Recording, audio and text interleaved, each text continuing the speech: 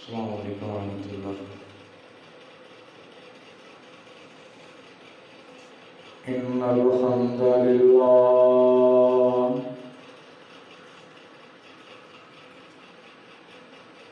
نحمده ونستعینه ونستغفره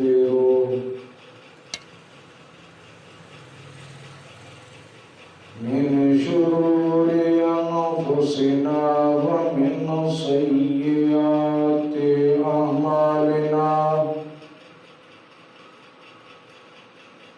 من يهده الله فلا مضل له ومن يضلله فلا هادي له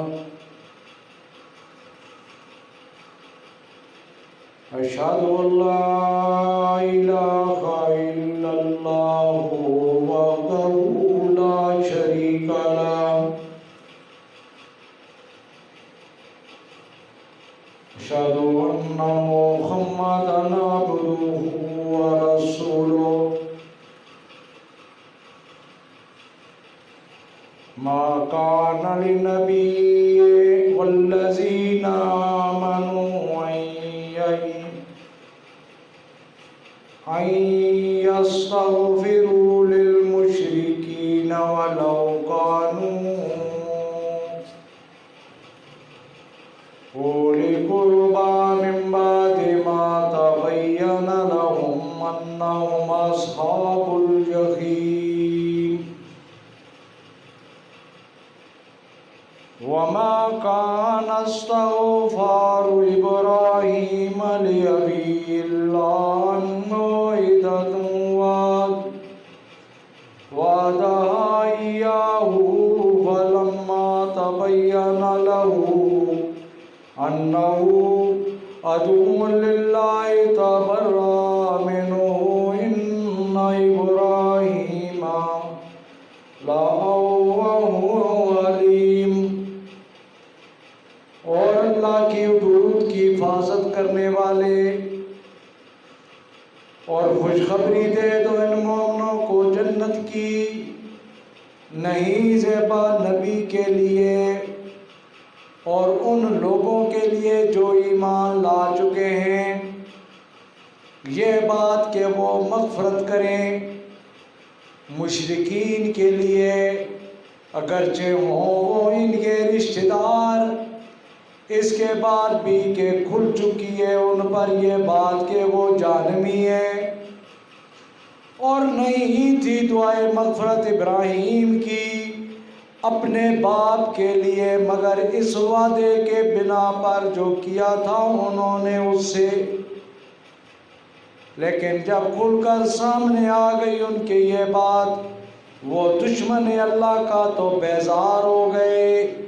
وہ اس سے بے شک ابراہیم بڑے نرم دل اور بردبار تھے۔ ان اللہ وملائکتہ یصلون علی النبی یا ایھا الذین آمنوا صلوا علیہ وسلموا تسلیما۔ اللہم صل علی محمد وعلی آل محمد کما صلیت علی ابراہیم وعلی آل ابراہیم انک حمید مجید۔ اللہم بارک علی محمد وعلی آل محمد کما بارکت علی ابراہیم وعلی آل ابراہیم انک حمید مجید۔ میرے انتہائی سادہ احترام علماء اکرام، میرے بزرگوں، دوستوں، میرے بھائیوں، میرے بیٹوں، میری آواز اگر پہنچ رہی ہے تو میری ماؤں، بہنوں، بیٹیوں، اللہ تبارک و تعالیٰ سے دعائے اللہ کریم مجھے قرآن اور پیارے محمد کا فرمان سننے کی، سنانے کی، سمجھنے کی، سمجھانے کی اور اس پر عمل کرنے کی توفیق عطا فرمائے۔ اللہ کریم ہم سب کو عمل کی توفیق عطا فرمائے۔ قرآن کی جو چند آیات سورۃ التوبہ سے تلاوت کی گئی، یہ حضرت ابراہیم علیہ السلام اور تمام ایمان لانے والوں کے لیے اللہ نے ہدایت کی، تاکہ مسلمان اس بات کو سمجھ لے کہ شرک کیا ہے، شرک کا ارتکاب کرنے والا پیغمبر کا واب بھی ہو، اس کے لیے بھی دعائے مغفرت کی گنجائش نہیں رہتی۔ اللہ کریم نے قرآن کی ان آیات میں حضرت ابراہیم علیہ السلام کا ذکر کیا ہے۔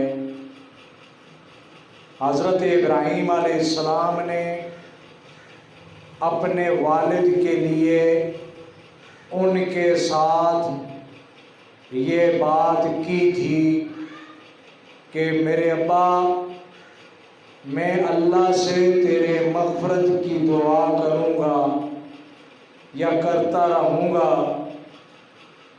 تو اللہ تبارک و تعالیٰ نے حضرت ابراہیم علیہ السلام کو ان کے والد کی وفات کے بعد جب انہوں نے دعا کی اپنے والد کی مغفرت کی، تو اللہ تبارک و تعالیٰ نے کہا، قرآن کی ان آیات کے اندر یہ نزول ہوا کہ یہ آپ کے شایان شان بھی نہیں اور اللہ کے شایان شان بھی نہیں، بے شک ابراہیم جو تمہارے والد تھے وہ تمہارے باپ ضرور تھے، لیکن تھے وہ مشرک، میرے ساتھ شریک کرتے تھے اوروں کو، تو ابراہیم تو اپنے والد کے لیے بھی بخشش کی دعا نہیں مانگ سکتا۔ پیغمبر لاڈلا ابراہیم علیہ السلام کی نسل سے اسماعیل علیہ السلام بھی آئے، ابراہیم و اسماعیل و اسحاق و یعقوب، اسحاق بھی آئے، یعقوب بھی آئے، اور محمد الرسول اللہ کا سلسلہ بھی جاری رہا۔ لیکن باوجود اس کے اتنے عظیم اور اتنی شان والے پیغمبر جنہوں نے کعبہ کی بنیاد بھی رکھی، آج تک ان کے پاؤں کا نشان بھی موجود ہے جہاں مقام ابراہیم ہے بیت اللہ میں، لیکن اللہ نے کہا کہ جو میرے ساتھ شریک بناتا ہے، کیوں نہ اتنے لاڈلے پیغمبر کا باپ بھی ہو، ان کو مغفرت کے دعا کی اجازت بھی نہیں۔ یہ شرک اتنا ایک گناؤنا ظلم کا ارتکاب ہے، جرم کا ارتکاب ہے کہ شرک کا کرنا، شرک کرنے والے ان کی بخشش و مغفرت نہیں ہو سکتی۔ باقی اللہ تبارک و تعالی جس کی چاہیں گے مغفرت فرما دیں گے، جس کی چاہیں گے بخشش فرما دیں گے، جس کی اللہ تبارک و تعالی چاہیں گے معافی کر دیں گے۔ لیکن جو شرک کرنے والا ہے، اللہ کے علاوہ کسی کو پکارنے والا ہے، اللہ کے علاوہ کسی سے مانگنے والا ہے، تو اس کی بخشش نہیں ہو سکتی۔ بعض لوگ ایسے اختیارات، ایسی چیزیں پیغمبروں کی طرف منسوب کر دیتے ہیں کہ جی وہ تو اللہ کے پیغمبر ہیں، وہ تو مختار ہیں، مختار کل ہیں، وہ تو ہر چیز کا اختیار رکھتے ہیں۔ خدا کے بندوں، اگر قرآن کو صدقے دل کے ساتھ تلاوت کیا جائے تو پیغمبر کو اپنے باپ کی جو مشرک ہے اس کے مغفرت کی دعا تک کی اجازت نہیں ہے۔ حضرت ابراہیم علیہ السلام کو اللہ نے کہا کہ اپنے والد کے لیے بخشش کی دعا نہیں کر سکتے، اور بھی کوئی کلمہ پڑھنے والا مومن اپنے عزیزوں اقارب جن سے بہت زیادہ محبت ہے اگر شرک کا ارتکاب کرتے ہوئے دنیا سے چلا گیا ہے تو اس کے بخشش کی دعا کرنا بھی جائز نہیں ہے۔ قرآن کی جو آیات میں نے تلاوت کی ہیں، نہیں زیبا نبی کے لیے، یعنی کہ نبی کو یہ اختیار نہیں زیبا نبی کے لیے، نبی کو ایسا نہیں کرنا چاہیے۔ اللہ یہ کہہ رہا ہے کیا ان لوگوں کے لیے جو ایمان لا چکے ہیں، یہ لوگ بھی ایمان لانے والے لوگ بھی پیغمبر کو بھی نہیں زیبا اور ایمان لانے والے لوگوں کو بھی نہیں زیبا، جنہوں نے کلمہ پڑھا ہے، اللہ کی وحدانیت کا اقرار کیا ہے، ان کو بھی یہ زیبا نہیں ہے، نبیوں کو بھی نہیں ہے کیا کہ وہ مغفرت کی دعا کریں۔ حالانکہ لوگ کہتے ہیں جی دعائیں مغفرت کرنی چاہیے، اللہ بخشنے والا مہربان ہے، اللہ معاف کرنے والا ہے۔ قرآن تو یہ کہہ رہا ہے، اللہ یہ کہہ رہا ہے جو معاف کرنے والا مہربان ہے، وہ تو یہ کہہ رہا ہے کہ نہیں زیبا نبی کو بھی ایسا نہیں کرنا چاہیے، ایمان والوں کو بھی ایسا نہیں کرنا چاہیے۔ کیا نہیں کرنا چاہیے؟ کہ وہ مغفرت کی دعا کریں۔ مغفرت کی دعا کریں کس کے لیے؟ مومنوں کے لیے تو کر سکتے ہیں، ایمان والوں کے لیے تو کر سکتے ہیں، نیک لوگ وہ جو شرک سے مبرہ تھے ان کے لیے تو کر سکتے ہیں۔ کن کے لیے کہا کہ دعا کریں نہ کریں؟ ان کے لیے اس کے بعد کہ کھل کر آ چکی ان پر یہ بات کہ وہ جہنمی ہیں۔ کون لوگ؟ جنہوں نے شرک کیا، اللہ کے علاوہ اپنی امید کو کہیں اور رکھا۔ توحید بڑی کڑوی ہے، میں نے کئی دفعہ یہ بات بیان کی ہے، کئی مقامات پہ بیان کی ہے، کئی علماء نے بیان کی ہے، کئی فقہاء نے بیان کی ہے کہ توحید بڑی کڑوی ہے، توحید بڑی سخت ہے۔ اس توحید کی وجہ سے بیٹوں نے باپ کو مارا، اس اللہ کی توحید کی وجہ سے باپ نے بیٹوں کو مارا، اس اللہ کی توحید کی وجہ سے قوم نے انبیاء کو مارا، اس توحید کی وجہ سے قوم نے نبیوں کو پھانسیوں پر چڑھایا، اس توحید کی وجہ سے لوگوں نے محمد رسول اللہ کو پتھر مارے، لعان کیا، اس توحید کی وجہ سے۔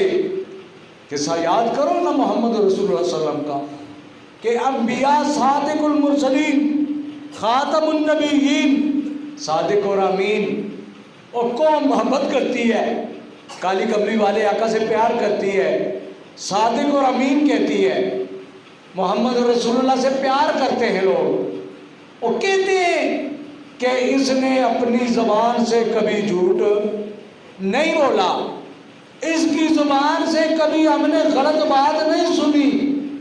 ارے دشمن گواہی دیتا ہے، نہ ماننے والا گواہی دیتا ہے کہ ہم نے کبھی اس کی زبان سے جھوٹ نہیں سنا، کبھی غلط بات نہیں سنی، کبھی اس کی نظروں کو غیر محرم کی طرف اٹھتے نہیں دیکھا۔ ہائے ہائے ہائے ہائے، کبھی اس نے امانت میں خیانت بھی نہیں کی، کبھی اس نے کسی کے ساتھ زیادتی بھی نہیں کی۔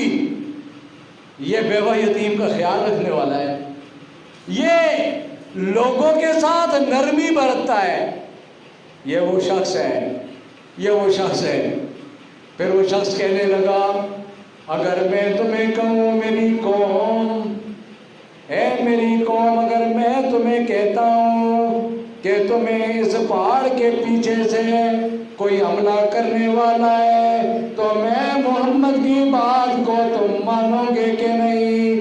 قوم نے یک زبان ہو کر کے کہا ہماری آنکھیں دیکھنے میں فرق سمجھ سکتی ہیں، ہمیں اگر نظر نہیں بھی آتا کوئی آتا ہوا ہماری طرف حملہ کرنے والا، لیکن محمد اگر تو یہ بات کہتا ہے ہماری آنکھیں دھوکہ کھا سکتی ہیں لیکن تیرے الفاظ کبھی غلط ہو نہیں سکتے۔ قوم اتنا اعتبار کرتی ہے، قوم اتنا۔ فرمایا اچھا اتنے یقین ہے جی، تو پھر محمد رسول اللہ نے کہا کہ لا قولوا لا الہ، نہیں کوئی الہ، نہیں کوئی حاجت روا، نہیں کوئی مشکل کشا، نہیں کوئی تمہاری بگڑی بنانے والا، نہیں کوئی تمہیں بچہ بچی دینے والا، نہیں کوئی بیماریوں سے شفا دینے والا، نہیں کوئی تمہاری زندگی موت کا مالک، نہیں کوئی تمہارے رزق کا مالک، نہیں تمہیں کوئی نفع پہنچانے والا، نہیں کوئی تمہیں نقصان سے بچانے والا اگر فرمایا الا اللہ، صرف اللہ ہے۔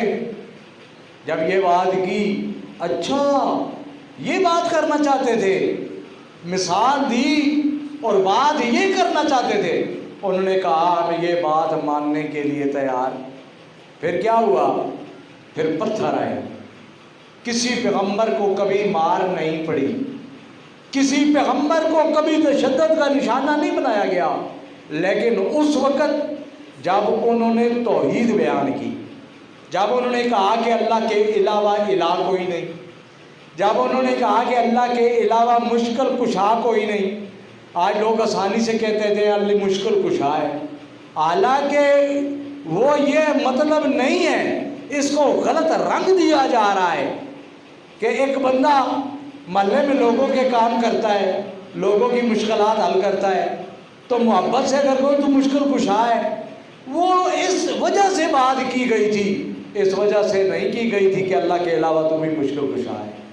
آج لوگوں نے اس کو غلط رنگ دیا، مشکل کشا کوئی نہیں، حاجت روا کوئی نہیں، مختار کل کوئی نہیں، بچہ بچی دینے والا کوئی نہیں، تمہاری حاجات پورا کرنے والا کوئی نہیں، اور تمہیں نفع نقصان دینے والا کوئی نہیں، بیماریوں سے شفا دینے والا کوئی نہیں، مگر وہ صرف اللہ ہے، اللہ صرف اللہ ہے۔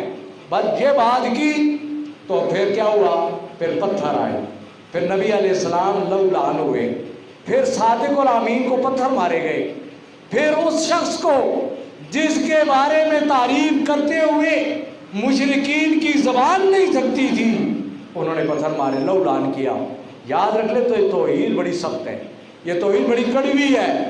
اس توحید کی وجہ سے پیغمبروں کو سولیوں پر لٹکایا گیا، اس توحید کی وجہ سے پیغمبروں کو شہید کیا گیا، اس توحید کی وجہ سے حضرت سمیہ کے 2 ٹکڑے کر دیے گئے، اس توحید کی وجہ سے صحابہ کرام کو شہید کر دیا گیا، اس توحید کی وجہ سے اللہ تبارک و تعالیٰ کے بڑے بڑے نیک بندوں کو صفحہ ہستی سے ختم کیا گیا۔ لیکن یاد رکھ لیں کہ اللہ کی توحید بیان کرنے والے محمد رسول اللہ کے امتی بھی قیامت تک جاری و ساری، یہ توحید اللہ کی بیان ہوتی رہے گی، یہ اللہ تبارک و تعالیٰ کی طرف سے ہے۔ اللہ حفاظت فرماتا ہے اپنی توحید کی، اللہ حفاظت فرماتا ہے اپنے قرآن کی، اللہ حفاظت فرماتا ہے اپنے دین کی، یہ اللہ ہی کے اختیار میں ہے، اور کوئی کر سکتا نہیں۔ میں عرض کر رہا تھا ابراہیم علیہ السلام نے دعا کی، کہا اے اللہ میرے والد کو بخش دینا۔ اللہ نے کہا ابراہیم کیوں بخش دو، اپنے والد کے بخشش کی دعا کیوں کرتا ہے؟ میں اللہ کہتا ہوں اللہ نے کہا ابراہیم تمہیں بھی یہ اختیار نہیں، اور پھر کلمہ پڑھنے والے کسی بندے کو بھی یہ اختیار نہیں کہ اگر ان کا والد بھی شرک کا ارتکاب کر کے دنیا سے چلا گیا، ان کی اگر کسی کی اولاد بھی شرک کرتے چلی گئی، اگر کوئی بڑے سے بڑا بھی شرک کرتے ہوئے دنیا سے چلا گیا، اللہ کہتا ہے ابراہیم تم باپ کی مغفرت بھی مجھ سے نہیں مانگ سکتے، میں نہیں بخشوں گا۔ اللہ نے کہا میں تو پھر اور کون ہے، اور کون ہو سکتا ہے کہ کسی مشرک کے لیے دعا کرے؟ شرک ہے کیا؟ شرک چیز کیا ہے؟ شرک کہتے کس کو ہیں؟ بڑے بڑے علماء، بڑے بڑے فقہاء اللہ کی توحید بیان کرتے، شرک کے مفہوم کو بیان کرتے دنیا سے چلے گئے، کئی شہید ہو گئے، اور آج تک یہ سلسلہ جاری ہے۔ مغرب کی طرف دیکھ لیں، مغرب میں کیا ہو رہا ہے، افغانستان کے اندر کیا ہو رہا ہے؟ وہاں پہ وہی لوگ ہیں جو کہتے ہیں اللہ کی زمین پہ اللہ کا قانون نافذ کرو، اور جہاں ان کے قدم جمے وہاں انہوں نے شریعت کو لاگو کیا ہے۔ اور یاد رکھ لیں، بڑے بڑے لوگ ان کے پیچھے بڑی بڑی طاقتیں پڑی ہیں، لیکن ان کا کچھ کر سکے نہیں کر سکے۔ اور پھر اللہ نے اس وعدے کو بھی پورا کرنا ہے کہ وہ وہاں سے، وہ ان پہاڑوں سے نکلنے والے لوگ پوری دنیا کے اوپر اسلام کا پرچم لہرائیں گے۔ کو انشاءاللہ یہ ہو کے رہنا ہے، یہ ہو کے رہے گا انشاءاللہ تعالی۔ تو حضرت ابراہیم علیہ السلام کو اللہ نے کہا کہ اپنے والد کے لیے بھی، ابراہیم علیہ السلام نے کہا میرے اللہ تیرا حکم آ چکا، میں اپنے باپ کے لیے کیوں مغفرت کی دعا کیوں نہیں مانگوں گا؟ ابراہیم کا باپ کون تھا؟ اپنے ہاتھوں سے بت بناتا تھا۔ ابراہیم چھوٹے سے بچے تھے، اپنے ہاتھوں سے بت بناتا تھا، بت بنا کے ابراہیم کو کہتا تھا ابراہیم یہ لے چلو بازار میں جا کر کے آواز لگاؤ کہ لے لو خدا۔ ابراہیم خدا لے کے آیا ہے، خرید لو، اپنے گھروں میں رکھ لو۔ ابراہیم علیہ السلام کو اللہ نے عقل اور شعور دیا تھا، اللہ نے اپنا لاڈلا پیغمبر بنانا تھا۔ ابراہیم بتوں کو لے کر کے جاتے ہیں، باپ کی بات کو مانتے ہیں، بتوں کو لے کر کے جاتے ہیں، بازار میں چلے جاتے ہیں، آواز لگاتے ہیں، او لوگوں، میری قوم میری بات کو سنو، ان کو اپنے ہاتھوں سے میرے باپ نے تراشا ہے، تمہارے نفع نقصان کا اختیار نہیں رکھتے، لے جانا ہے تو لے جاؤ۔ لوگوں نے شکایت کی ابراہیم کے باپ سے کہ یہ تو ایسی آواز لگاتا ہے، یہ تو کہتا ہے یہ اپنے۔ باپ نے پوچھا ابراہیم میں تجھے تجارت کے لیے بیچتا ہوں، بت بناتا ہوں تمہیں دے کے بیچنے کے لیے، تو چیز جو بیچی جاتی ہے اس کی تعریف کی جاتی ہے، تو تم جا کے کیا کہتے ہو؟ تمہاری شکایت آئی ہے۔ ابراہیم علیہ السلام نے کہا میرے باپ، او میرے والد جن کو تو اپنے ہاتھوں سے تراشتا ہے، تو تیری بنانے کے محتاج ہے، وہ مختار کل کیسے ہو سکتے ہیں؟ اچھا تو باغی ہو گیا۔ ابراہیم علیہ السلام نے، اللہ نے توفیق بخشی ہوئی تھی، انہوں نے جب اپنے باپ کے ہاتھوں سے تراشے ہوئے بتوں کی تردید اپنے والد کے سامنے بھی کی، باپ نے کیا کہا؟ میری آنکھوں سے دور ہو جاؤ، نکل جاؤ۔ لیکن اللہ نے مدد کرنی تھی۔ بہرحال میں قرآن کی یہ آیت جو پڑھ رہا تھا، اس میں ابراہیم علیہ السلام کا یہ ذکر ہے کہ اپنے والد مشرک کے لیے بھی بخشش کی دعا یاد رکھ لیں، نرمی نہ برتا کریں، لچک نہ پیدا کیا کریں۔ اگر کوئی بزرگ ہمارے بھی شرک کے ارتکاب سے چلے گئے تو ان کو بخشش کی دعا ہم نہیں کر سکتے، یہ پابندی ہے، یہ نہیں ہم مانگیں گے اللہ نے بخشنا تو بخشے گا، نہ دعا مانگنے کی یہاں پہ سختی ہے کہ مانگ بھی۔ شرک کیا ہے؟ جس نے اللہ کے علاوہ کسی کو پکارا، اللہ کے علاوہ کسی سے مدد مانگی، اللہ کے علاوہ اپنا حاجت روا سمجھا، اپنی بیماری کی شفا چاہنے کے لیے کسی کے پاس گیا اور کہا کہ تمہارے سے ہمیں شفا ملتی ہے، یہ شرک ہے۔ کہا کہ تمہارے تعویذ سے ہمیں شفا ملتی ہے، یہ شرک ہے۔ تمہارے کہنے سے ہمیں شفا ملتی ہے، یہ شرک ہے۔ یاد رکھ لو، یہ نبیوں کو بھی اختیار نہیں، کسی اور کو بھی نہیں۔ جس نے یہ ارتکاب کیا ہے اس کے لیے بخشش کی دعا بھی جائز نہیں ہے۔ اللہ ہم سے یہ ایسی دعا نہ منگائے۔ یا اللہ ہم تو یہ دعا مانگتے ہیں کہ جن سے تو راضی ہوا، جو تیری توحید کا اقرار کرنے والے تھے، جو اللہ تیرے بندے تھے، جو اللہ تیرے علاوہ کسی کے آگے جبین کو جھکانے والے نہیں تھے، اللہ تیرے علاوہ کسی سے مانگنے والے نہیں تھے ان کی بخشش فرما، اور اگر ایسا کوئی کرنے والا تھا ہمارے بزرگوں میں بیسی تھا تب بھی ہمیں یہ اختیار نہیں، یا اللہ ہم ان کے لیے ایسی دعا نہیں کرتے، تو انہیں قرآن میں منع کر دیا، اس سے بڑی کیا چیز ہو سکتی ہے۔ یہ قرآن کا ترجمہ ہے، یہ بیان کر کے ختم کرتا ہوں۔ قرآن کا ترجمہ ہے، اور اللہ کی حدود کی حفاظت کرنے والے، خوشخبری دے دو ان مومنوں کو جنت کی، نہیں زیبا نبی کے لیے اور ان لوگوں کے لیے جو ایمان لا چکے ہیں، یہ بات کہ وہ مغفرت کی دعا کریں مشرکوں کے لیے اگرچہ ہوں وہ اس کے رشتہ دار۔ اللہ نے بڑی وضاحت کی ہے، بے شک رشتہ دار ہوں، یہ نہیں ہے چھوٹ ہے چلو جی کوئی اور ہوگا، رشتہ داروں کے لیے نہ۔ اور رشتہ داروں کی تشبیہ اللہ نے تب دی پیغمبر کا نام لے کے کہ اپنے والد کے لیے مغفرت کی دعا نہیں کر سکتے، ہم بھی کسی اپنے رشتہ دار کے لیے مغفرت کی دعا نہیں کر سکتے جس نے شرک کیا ہے، نہیں کر سکتے ہم اپنے ان بزرگوں کے لیے بھی جو شرک کا ارتکاب کر کے دنیا سے گئے ہوں، مشرک دنیا سے گئے ہوں، جن کو ہم نے آنکھوں سے دیکھا ہو، جن کے بارے میں ہم نے کانوں سے سنا ہو، جن کے بارے میں ہمیں پتہ چلا ہو، ان کے بارے میں بھی مغفرت کی دعا نہیں کی جا سکتی اگر وہ مشرک تھے۔ اللہ کریم ہمیں شرک کی لعنت سے محفوظ فرمائے۔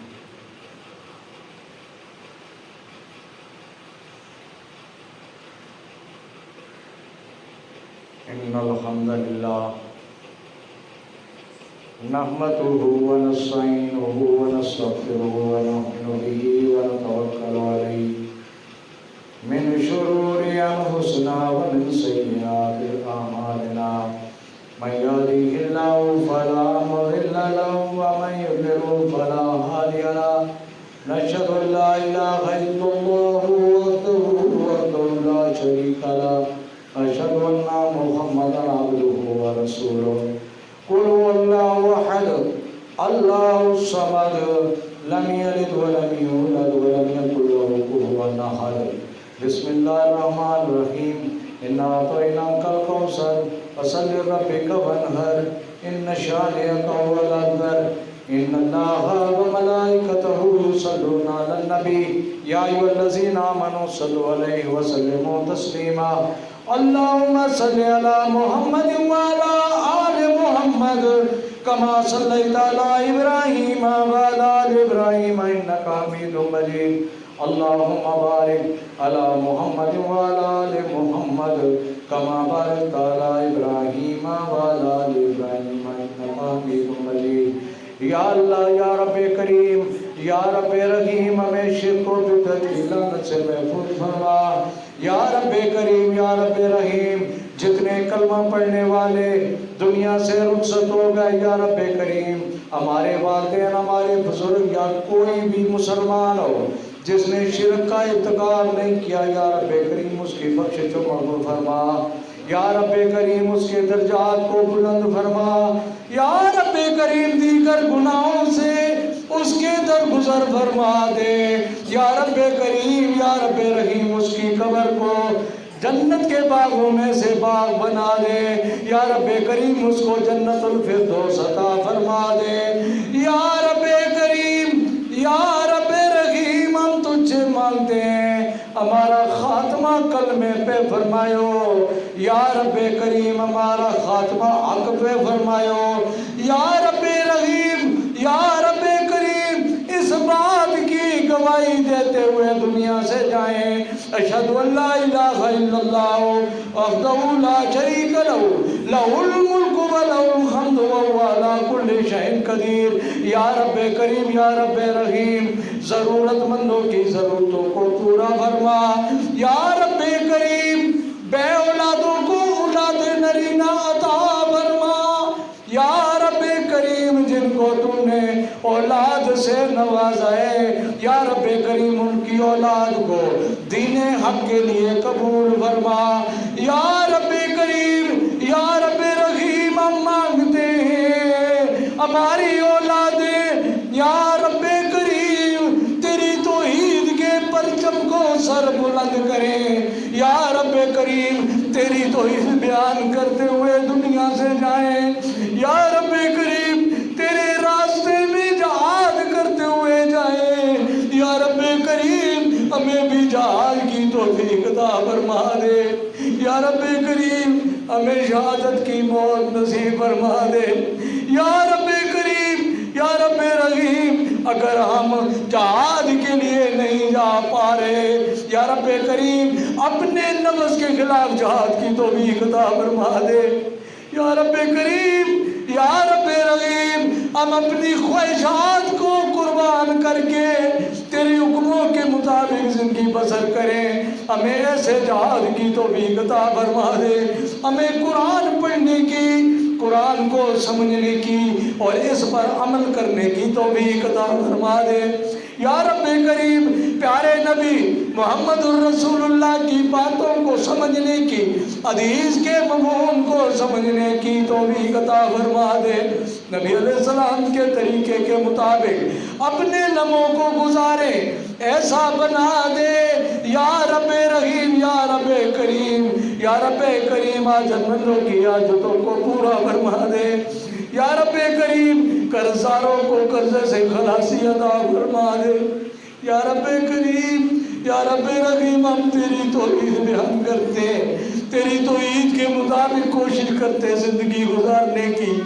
या रब करीम हमारी दुआओं को कबूल फरमा ले। या रब करीम, या रब रहीम जिन लोगों के दिलों के अंदर कोई जायज़ तमन्ना है, या रब करीम पूरा फरमा दे। या रब करीम तेरे खजानों में कमी नहीं। या रब करीम तू अपने खजानों से बेपनाह भी देना चाहे समुंदर से कतरा नहीं जाता। मेरे अल्लाह, मेरे अल्लाह ये जितने भी सुन रहे हैं बैठे हैं, या रब करीम इनकी झोलियों को भर दे। या अल्लाह इनकी झोलियों को भर दे। या रब करीम ये तेरे कुरान को, मोहम्मद के फरमान को सुनने आते हैं, या रब करीम तेरी तौहीद का इकरार करते हैं। या रब करीम, या रब करीम इनको या रब करीम दीन दुनिया की दौलत से माला माल फरमा दे। या रब करीम इनकी हिफाजत फरमा। वला ज़िक्रुल्लाहि तआला वाला वाज़ व जल व तम अकबर। या मा तस्नहून इस मस्जिद की छत इंशाअल्लाह बहुत जल्दी हम डाल रहे हैं अल्लाह की तौफीक से।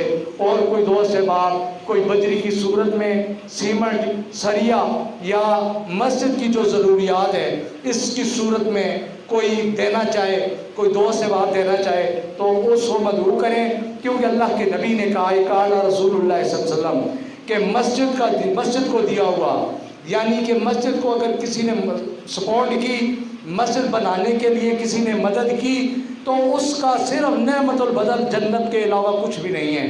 अगर उसे सिर्फ अल्लाह की रज़ा के लिए, अल्लाह को राज़ी करने के लिए मस्जिद के ज़रूरियात को पूरा किया या मस्जिद का काम किया या मस्जिद बनाई, और मस्जिद बनाना यही है, अगर किसी की तौफीक है एक ईंट भी मस्जिद के लिए दे देता है तो अल्लाह करीम उसको मस्जिद बनाने के बराबर जन्नत के अलावा उसका कोई नेमत और बदल नहीं है। अल्लाह हम सबको मसाजिद की खिदमत करने की तौफीक अता फरमाए।